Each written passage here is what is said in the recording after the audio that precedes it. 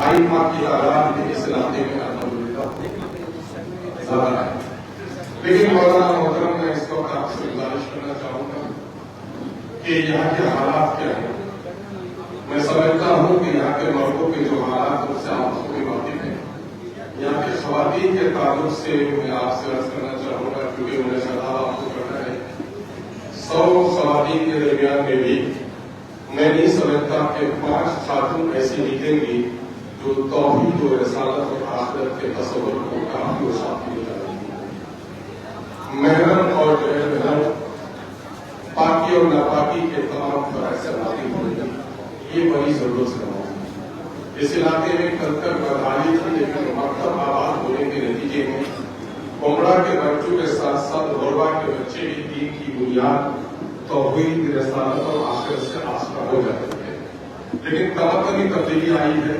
سماج کا خوشحال کا شکر آیا ہے. اپنے بچوں کو سمیٹ کر آیا ہے.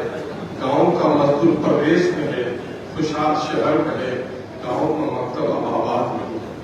ہمارے 10 12 15 سال کی عمر کے بچے توحید و رسالت سے ناواقف ہیں. کبھی کبھی تو ایسا لگتا ہے وہ دھوپ بھی بہتر تھی ان چھاؤں کرنے سے, وہ تو جسم کو جلاتی تھی یا روح کو جلائے. آج حقیقت حال یہ ہے کہ اس علاقے میں مجھے معاف کیجیے اس کے بڑے منفی اثرات میرے پر پڑتے ہیں لیکن خدا کا جواب دینا ہے. اس علاقے میں بڑی نعمت ہے وہ یہ ہے کہ ملحقہ مدارس کی تعداد پورے بہار میں سب سے زیادہ اس جگہ, اور ایک مدرسے میں غنیمت ہے. ہمارا نصاب اسلامی ہے, بچے مسلم ہیں, انتظامیہ مسلم ہے, لیکن وہاں سے بچوں کی تعلیم کی جو حالت ہے 25 لاکھ روپے سالانہ سرکار دیتی ہے. 25 بچے شاید کہیں سے نکل پائے تو یہ خبر مجھے کم مل پاتی ہے. ایک ضروری بات مجھے اشارہ کیا جا رہا, حالانکہ میں ضروری بات کہنا چاہ رہا تھا اور سب کے جیسے آپ کو کہہ دوں گا. یہاں کے کچھ اور مسائل تقریباً اگر آپ کی اجازت ہو تو یہاں پر تقریباً 70% آبادی بے نمازیوں سے جنگ کا حکم تو میں نے نہیں سنا, لیکن سودی کاروبار کرنے والوں سے جنگ کا حکم آیا ہے. لیکن یہاں کی 70% آبادی اس وقت بندھن لون سے سودی کاروبار سے جڑ چکی. اس میں 5-10% ایسے لوگ ہیں جو لوگ ضرورت ہے ورنہ شوقیہ طور پر. ان کا معاملہ یہ ہے کہ غیر مسلم ورکروں کے درمیان میں کوئی مرد نہیں بلکہ سب کے گھروں کی بیمار شریک ہوتی ہے, اور اس میں بہت ایسے لوگ ہیں جن کو ہم دینی اعتبار سے معتبر سمجھتے. مجھے معاف کیجیے کہہ لے دیجیے کہ ہم تقریر سنتے ہیں لیکن اس دیار میں بارات جانے والے شرفا کے لوگوں کی تعداد ہے وہ تقریباً 100-150-200.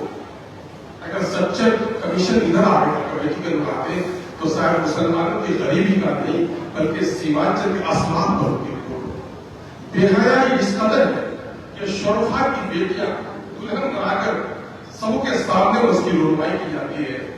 بے حیائی اس قدر ہے کہ شرفا کی بیٹیاں مردوں کے سالہ بسالہ بیٹھ کر بارات جاتی ہے. اور اس وقت لیڈی اور پنکی تو عام سا نام ہے, لیکن جب شادی کی رسومات میں آتی ہے تو مرد اور خواتین ایک ساتھ بیٹھے ہیں اور کوئی تمیز محرم غیر محرم نہیں ہے. حد تو یہ ہے کہ خواتین میت بھی ہوتی ہے تو مردوں کی بھیڑ ہوتی ہے, اس میں دینی احباب بھی ڈوبنے کی ہمت نہیں کرتے. تو کیا صرف دین کو سننے سے تبدیلی آ جائے؟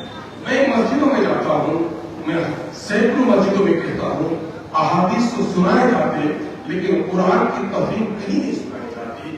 قرآن کو سمجھ کر پڑھا جائے اس تصور سے یہ بستی ناولد ہے. گاؤں میں مکھیا سرپنچ MP تو 100%, مکھیا سرپنچ 70% مسلم ہیں, لیکن پنچایت کا ہماری غیروں کی طرح ہو رہی ہے. رشوت پر تو صرف ہمارا ضمیر نہیں بکتا بلکہ انصاف بھی بکتا ہے. ہم قرآن کے خلاف فیصلے لینے سے ذرا سا بھی گریز نہیں کرتے. طلاق پڑ جاتی ہے اور ابھی عدت پوری بھی نہیں ہوتی ہے, گاؤں کے لوگ دوستوں کے ساتھ اسے رخصت کر لیتے ہیں. 70% جو لوگ ہیں پردیش میں ہیں, ان کی بیٹیاں گھروں میں ہیں, ان کے بچے گھروں میں ہیں. افیون چرس گانجے کا استعمال ہو رہا ہے. ہمارے جو حکماں ہیں روحانی اخلاقی جو مربی ہیں یقیناً ہے کہ بیچارے بڑی کوشش کر رہے ہیں لیکن ضلع بھر میں منصوبہ بند طور پر اس تعلق سے کوئی منصوبہ سازی نہیں ہوتی، اس میں ہم کیسے کیا کریں؟ میں نے سیرت پاک کو جو کچھ پڑھا ہے اور آپ لوگوں سے سنا ہے، اللہ کے رسول پر دین کی دعوت کے بوجھ سے آپ دبے جاتے تھے، لیکن رات کے 12 بجے آپ نے تقریر کی ہو، میں نے ایسی باتیں نہیں سنی ہے۔ رات کے 12 اور 2 بجے رات کو خواتین و مرد کے جلسے ہوتے ہیں اور ان جلسوں میں شامل ہونے والے 70% لوگوں کی صبح کی نماز کے قضا ہونے کا اندیشہ ہوتا ہے، جبکہ قانونی اخلاقی طبی اعتبار سے رات کو اللہ نے سونے کا بنایا، سونے کے لیے اور ان کو آرام کے لیے بنایا ہے۔